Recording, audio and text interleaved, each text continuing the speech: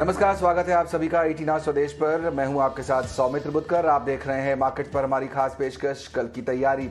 चलिए बता देते हैं क्या खास लेकर आए हैं आज शो में हम आपके लिए। सबसे पहले फोकस होगा जाहिर तौर पर बाजार पर। एक जोरदार रिकवरी हमने बाजार में आते हुए देखी, जैसे जैसे जियोपॉलिटिकल टेंशन कुछ कम हो रही हैं। ग्लोबल मार्केट के साथ साथ भारतीय बाजार भी अच्छी रिकवरी दिखा रहे हैं। कल 3% के लॉसेस थे, आज वो सारे लॉस गायब हो चुके हैं। 3% ऊपर जाकर बाजार बंद हुआ है। इसी के साथ इन्हीं ग्लोबल पॉलिटिकल टेंशन जो कम हो रही है उसकी वजह से कच्चे तेल में हमने कमजोरी आते देखी है। तो उसमें अब आगे क्या स्ट्रैटेजी होनी चाहिए, चर्चा करेंगे हमारे एक्सपर्ट से, और साथ ही साथ कल के लिए कुछ ट्रेडिंग आइडियाज भी अपने मेहमानों से पूछेंगे हम।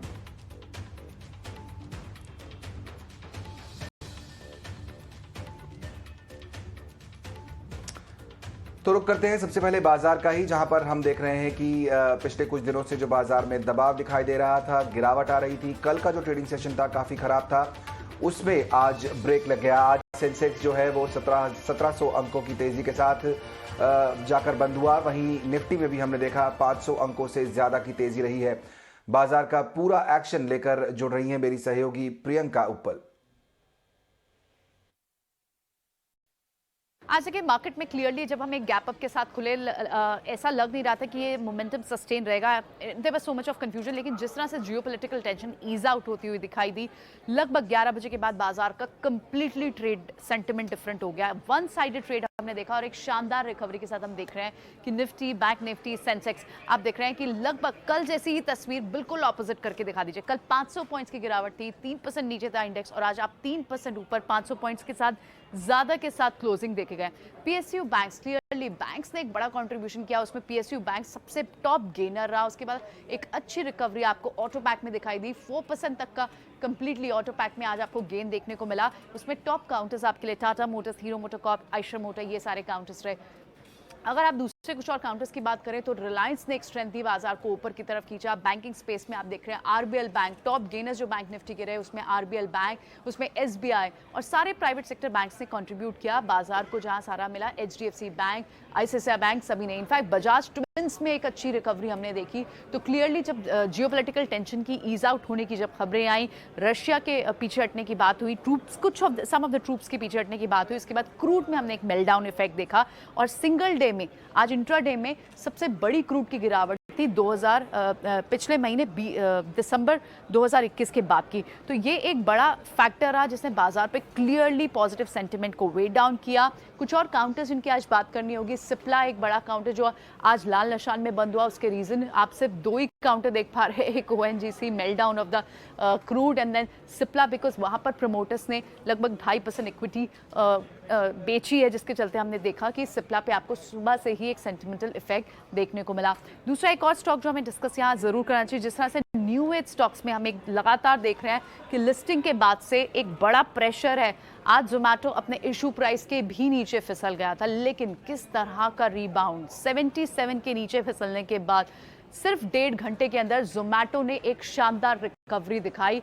स्टॉक पॉजिटिव हरे निशान के साथ बंद होते हुए दिखाई दिया। इनफैक्ट इसी तरह की रिकवरी आपको India mart, LIC housing finance, तमाम दूसरे काउंटर्स में जहां अच्छे खासे कल शॉर्ट्स बन रहे थे, उन सब काउंटर्स में दिखाई दी। तो आज के हीट मैप में आपको सिर्फ और सिर्फ 2 लाल काउंटर दिखेंगे जो बिल्कुल रिवर्स है कल की सिचुएशन से। तो एक शानदार क्लोजिंग के साथ मार्केट ने एक बहुत शार्प रिकवरी, एक रीबाउंड सेशन दिखाया और शुरुआत से ही एंड तक आपको एक वन साइडेड ट्रेड दिखाई दिया और एक बड़ी तेजी के साथ बाजार आज बंद हुए।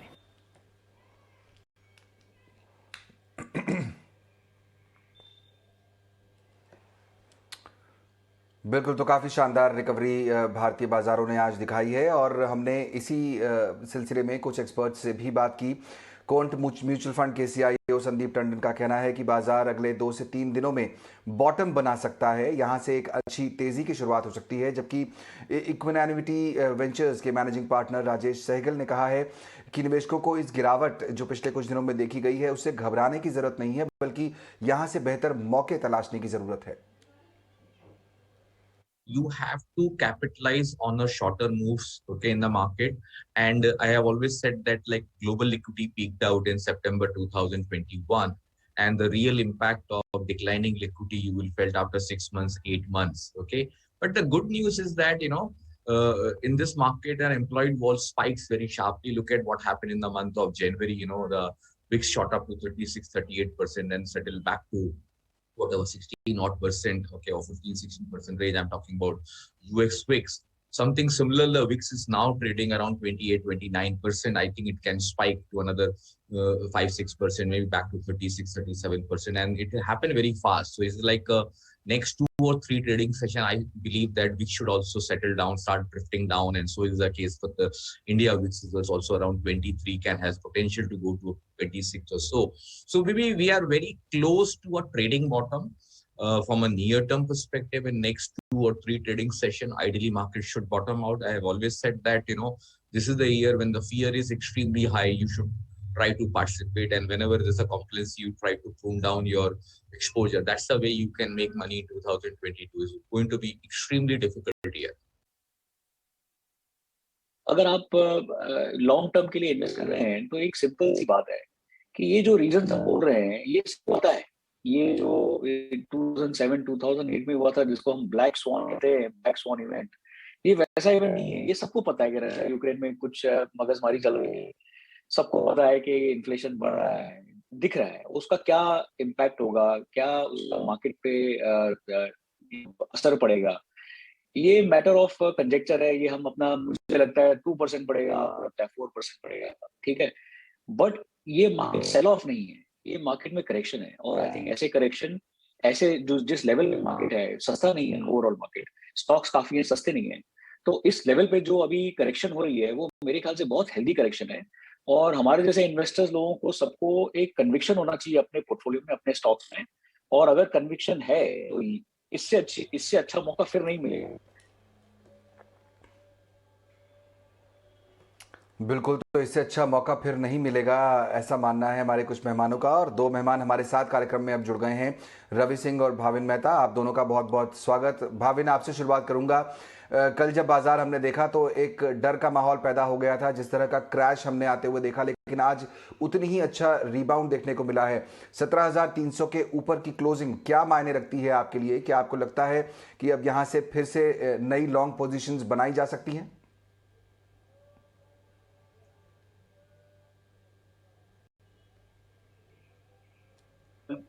I mean, yesterday was complete washout. Today, we were not seeing a kind of selling in most of the names. तो आज का जिस हिसाब से पुल बैक है उस हिसाब से एक क्लियर व्यू बैठ रहा है कि 200 डे सिंपल मूविंग एवरेज जो करंटली 16,800 के आसपास है, ये थर्ड इंस्टेंस है जहां पे मार्केट ने उसको रिस्पेक्ट दिया है, वहां से एक पुल बैक देखने को मिला है। So now the major question is whether हम 17,500-600 का जो भी रेंज है विच इज 20-50 EMA उसको क्रॉस कर पा रहे हैं या नहीं। तो अगर हम लोग 17,500 17,600 के लेवल के ऊपर कंफर्टेबली होल्ड ऑन कर रहे हैं तो डेफिनेटली एक पॉजिटिव मोमेंटम मार्केट में बन सकता है। एट द सेम टाइम मैं अभी भी कहूंगा कि जिस हिसाब से वॉलेटिलिटी है, सो आज हमने क्लोज टू अबाउट 10% का ड्रॉप दिखा था, बट अभी भी 21 के आसपास कोट कर रही है इंडिया विक्स। सो करंटली जो वॉलेटिलिटी है वो काफी हाई है for any traders to manage the position. तो इस सिचुएशन में ये हो सकता है कि मार्केट प्रोबेबली यहाँ पे थोड़ा टाइम स्पेंड करे, एक बेस बनाए before actually giving a clear breakout और ब्रेकडाउन जो भी डायरेक्शन में जाना है। तो मुझे अभी भी लग रहा है 17,500-600 देखना चाहिए अपसाइड पे। एट द सेम टाइम अगर 16,800 का स्टॉपेज रख के कोई लॉन्ग करना चाहता है तो डेफिनेटली एक पॉजिटिव व्यू बन सकता है वहां पे। ओके, तो 16,800 के लेवल पर का स्टॉप लॉस रखें, वहां से लॉन्ग बनाएं तो बेटर है, नहीं तो 17,300 जो 500 और 600 का लेवल यहाँ पर भाविन रिकमेंड कर रहे हैं, वहाँ से सिचुएशन बेटर दिखाई देती है। रवि, मैं आपसे भी समझना चाहूँगा, जिस तरह की सिचुएशन हमने देखी बाजार में आते हुए पिछले कुछ समय से, काफ़ी ज़्यादा वॉलेटिलिटी लगातार बनी हुई है, जो जियोपॉलिटिकल टेंशन है काफ़ी हाइटन हो गई थी, अब उसमें थोड़ा सा रिलैक्सेशन आता दिख रहा है। जो खबरें आ रही हैं कि रशिया की जो आर्मी है वो वापस अपने बेस की तरफ जा रही है। कल भी मैं हमारे एक एक्सपर्ट से पूछ रहा था, आज भी आपसे पूछना चाहूँगा, जो बाजार में नए निवेशक हमारे हैं जिन्होंने शायद कभी ये जियोपॉलिटिकल टेंशन देखी ही ना हो अपनी लाइफ में, क्योंकि बहुत सारे मिलेनियल्स अब आ रहे हैं बाजार में, पैसा लगा रहे हैं, कैसे उनको अप्रोच करना चाहिए? एक व्यू ये है कि आपको यहाँ मौके तलाशने चाहिए, एक है कि आपको कॉशियस रहना चाहिए। आपका क्या व्यू है इस समय मार्केट पर? देखिए बिल्कुल, मैं 2 सेशन में इसकी बात करना चाहूँगा। पहला तो देखिए जियोपॉलिटिकल टेंशन में थोड़ी क्लैरिटी दे देते हैं यहाँ पे।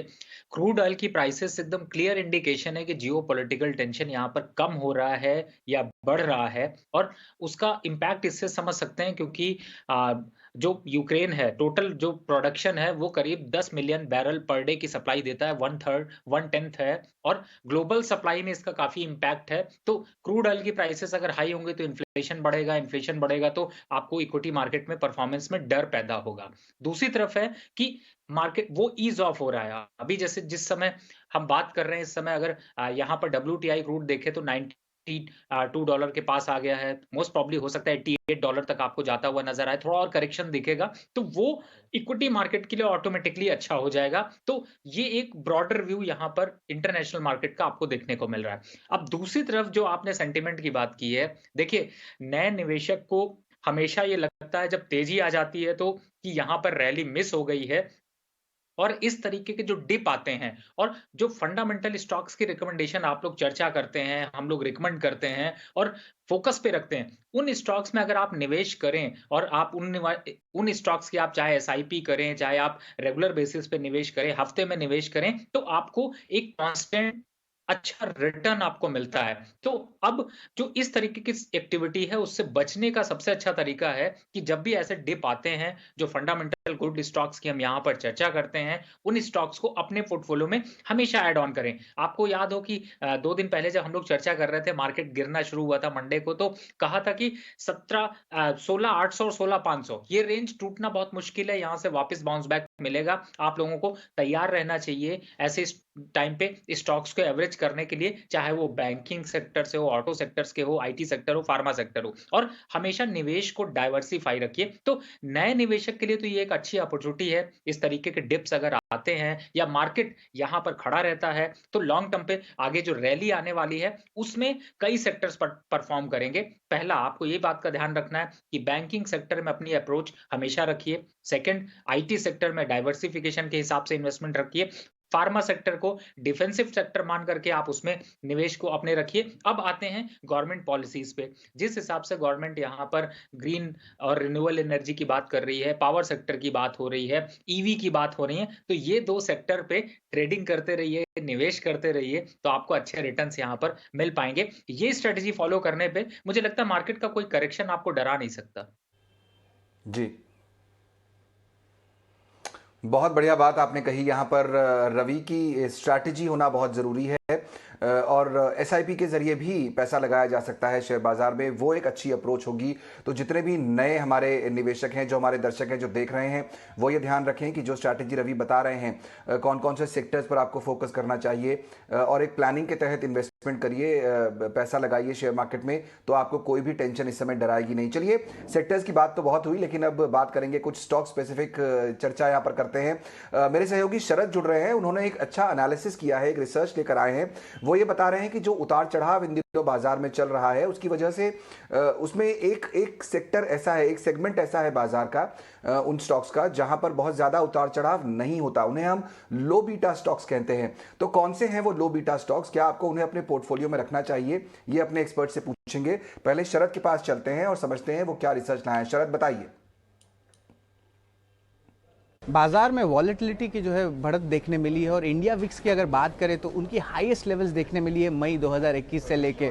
बाजार में वॉलेटिलिटी के रीजंस बहुत है, ग्लोबल मैक्रोस है, जियोपॉलिटिकल टेंशंस आ रहे हैं, लेकिन हमने एक इंटरेस्टिंग डेटा निकाली है जहां पे हमने लो बीटा स्टॉक्स, जो स्टॉक्स होते हैं जो बीटा जिनके कम होती है, 1 से कम होती है, और जो ज़्यादा वॉलेटाइल नहीं होते स्टॉक्स, उनके स्टॉक प्राइसेस में जब मार्केट्स में वॉलेटिलिटी ज़्यादा रहती है, उन स्टॉक्स का हमने लिस्ट लिया है। सबसे पहले निफ्टी के आंकड़ों के बात करें तो लगभग 40% कॉन्स्टिट्यूएंट जो 20 स्टॉक्स है आपके निफ्टी में, वो लो बीटा स्टॉक्स के डेफिनेशन में आते हैं। और अगर निफ्टी 500 इंडेक्स के बारे में बात करें तो वहाँ पे ऑलमोस्ट 38% जो इंडेक्स से कॉन्स्टिट्यूएंट्स है, यानी 190 स्टॉक्स, उनका बीटा जो है 1 से नीचे है। अब इनमें जो है हमने एक लिस्ट निकाली कि निफ्टी 50 में लोएस्ट बीटा स्टॉक्स कौन से हैं। तो उसमें सबसे पहले आता है Cipla, Nestle India, power grid. यहाँ पे देख सकते हैं ऑलमोस्ट 0.34 से लेके 0.62 तक जो है 6 मंथ बीटा जो है देखा गया है। HUL डॉक्टर रेड्डीज लैब्स जो है 4th और 5th लोएस्ट बीटा स्टॉक आपके निफ्टी इंडेक्सेस में है। अब बात करते हैं निफ्टी 500 इंडेक्स के, जहां पे ब्रॉडर स्टॉक्स को लेते हैं, मिड कैप्स को लेते हैं। यहां पे देख सकते हैं शारदा क्रॉपकेम जो है और RHI मैग्नेस्टिया, इनका जो है लेवल्स है ऑलमोस्ट 0.4 जो है 6 मंथ बीटा उस लेवल्स पे है। इसके अलावा फ्यूचर रिटेल, इमामी और गैलेक्सी सर्फेक्टेंट्स जो है आपके जो है अगले 3 जो लोएस्ट बीटा स्टॉक्स है वो फोकस में रहेंगे। तो ये सारे लो बीटा स्टॉक्स जो है जनरली ज़्यादा रिएक्ट नहीं करते हैं जब मार्केट में वॉलेटिलिटी बढ़ती है। बिल्कुल, तो ज़्यादा रिएक्ट नहीं करते हैं जब मार्केट में वॉलेटिलिटी होती है। भाविन, एक नाम उन्होंने जो बताया अभी शरद ने अपनी रिसर्च में, वो था सिप्ला का। लो बीटा स्टॉक है, हालांकि आज खबरों की वजह से गिरा है, लेकिन पूरे बाजार में अगर आप देखें तो वही एक स्टॉक स्टैंड आउट करता है। मैं जानना चाहता हूं कि ये जो गिरावट हमने सिप्ला में आते हुए देखी है ब्लॉक डील्स की वजह से, क्या ये एक अच्छी अपॉर्चुनिटी आपको दिखाई देती है अपने पोर्टफोलियो में इसे ऐड करने के लिए? डेफिनेटली अगर हम सिप्ला का स्टॉक प्राइस देखेंगे तो सिंस अप्रैल 21 ये ऑलमोस्ट कोट कर रहा है between 1000 on upside to 850 on the downside. और अगर मोस्ट ऑफ द टाइम अगर ये स्टॉक पर्टिकुलरली इस पीरियड में अगर हम एवरेज देखेंगे तो करीबन 910 से 920 के आसपास यहाँ पे काफी एक अच्छा बाइंग अपॉर्चुनिटी बन जाता है। आज भी स्टॉक का अगर लो देखेंगे तो 912 के आसपास इसने टच किया था और volumes because of block deal promoter ने जो सेलिंग किया था तो डेफिनेटली वॉल्यूम कंसिडरेबली हायर था ये पर्टिकुलर काउंटर पे। तो मुझे लग रहा है कि ये वापस से अगर ये रेंज में मिल रहा है इवन 920, मुझे लग रहा है कि ये लेवल पे आपको डाउनसाइड रिस्क काफी कम है। अपसाइड में वापस ये स्टॉक आप देख सकते हो प्रोबेबली टुवर्ड्स 1000 मूव करता हुआ।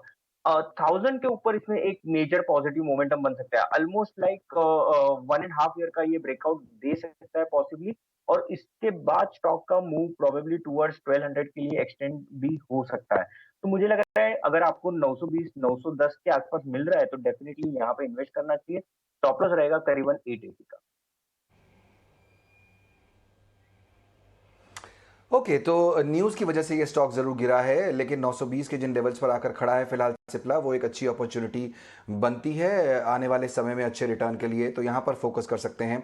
भाविन की ये राय है। एक और स्टॉक है वो है IDBI बैंक, उस पर खबर लेकर आए हैं मेरे सहयोगी प्रकाश। और LIC के IPO के लिए जब DRHP फाइल कर दी है सरकार ने, उसके बाद अब सरकार का फोकस IDBI बैंक के विनिवेश की प्रक्रिया पर चला गया है। हमें जो सूत्रों से खबरें मिल रही हैं उसके मुताबिक IDBI बैंक के विनिवेश के लिए जो है अगले हफ्ते से रोड शो शुरू हो सकता है। प्रकाश हमारे सहयोगी जुड़े हुए हैं पूरी खबर की डिटेल लेकर। प्रकाश बताइए। देखिए, LIC के IPO के लिए DRHP फाइल करने के बाद सरकार जो है IDBI बैंक में विनिवेश की प्रक्रिया को काफी तेज करना चाहती है और इसके लिए मन भी बना चुकी है और तैयारियां शुरू कर दी गई हैं। सूत्र हमें बता रहे हैं कि दीपम जो है इसी महीने के अगले सप्ताह से रोड शो शुरू करने जा रहा है और ये वर्चुअल मोड से किया जाएगा।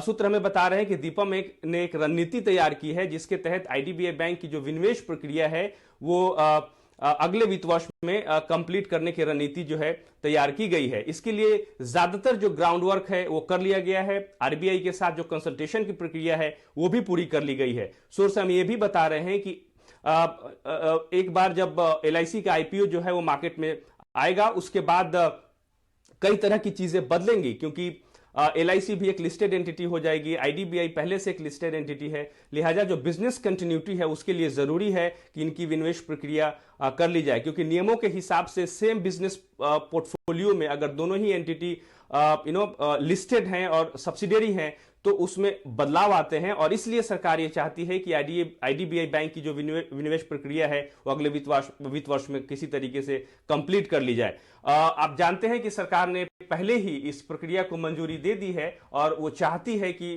उसकी हिस्सेदारी और साथ ही साथ LIC की हिस्सेदारी पूरी तरीके से IDBI बैंक में उसको डाइवेस्ट कर दिया जाए।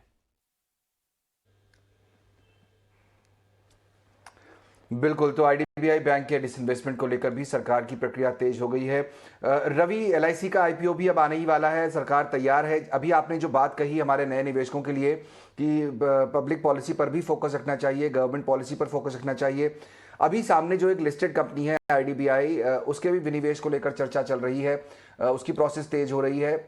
ये खबर ध्यान में रखते हुए IDBI में अब फिलहाल क्या करना चाहिए आपके हिसाब से? काफ़ी हद तक पॉजिटिव मोमेंटम शुरू हो चुका है और जहाँ तक मेरी नॉलेज में है, मेरी रिकमेंडेशन इसमें 40 रुपए के पास से भी रिकमेंडेशन रही है और अपसाइड का टारगेट मेरा 60 रुपीज़ का जो है वो इमीडिएट बेसिस पे आपको देखने को मिल सकता है। और ये सिर्फ गवर्नमेंट के विनिवेश की नहीं, बल्कि जो आईडीबीआई बैंक की परफॉर्मेंस है, जो उनके बैलेंस शीट है, जो उनका कैश फ्लो है, जो इस स्टैटिस्टिक्स इस समय उनको सपोर्ट दे रहे हैं, वो देखें तो मुझे लगता है कि ये स्टॉक फंडामेंटली भी मूवमेंट दिखा सकता है। और चूंकि गवर्नमेंट इस पे विनिवेश की प्रक्रिया स्टार्ट कर रही है तो ऑब्वियसली इन्वेस्टर के लिए अच्छा मौका है। 45-40 रुपए के स्टॉक्स में छोटे निवेशक भी बहुत निवेश करते हैं, तो मुझे लगता है कि उन्हें 5%, 7%, 8% के बीच का एवरेज गेन उन्हें मिल सकता है, तो उनको निवेश जरूर करना चाहिए। और लेकिन सही टाइम पे निकलने की भी प्रक्रिया रखिए, टारगेट सेट करिए। आपको किसी स्टॉक में निवेश करते हैं तो टारगेट जरूर देखिए। अगर आपको 10% का प्रॉफिट मिलता है तो आप 10% का प्रॉफिट लेके निकलना चाहिए, क्योंकि बहुत ज्यादा वोलेटिलिटी अब देखने को मिलेगी, तो मुझे लगता है बिल्कुल बने रहना चाहिए।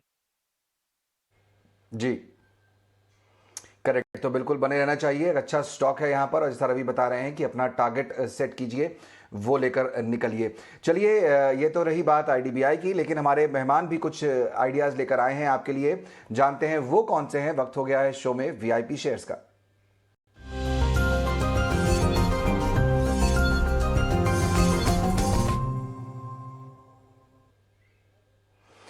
भाविन, आपसे शुरुआत करेंगे। बताइए आज बाजार की तेजी के बाद कौन से स्टॉक्स आपकी नजर में आए हैं, कहां पर आप ट्रेडिंग आइडियाज देंगे कल के लिए?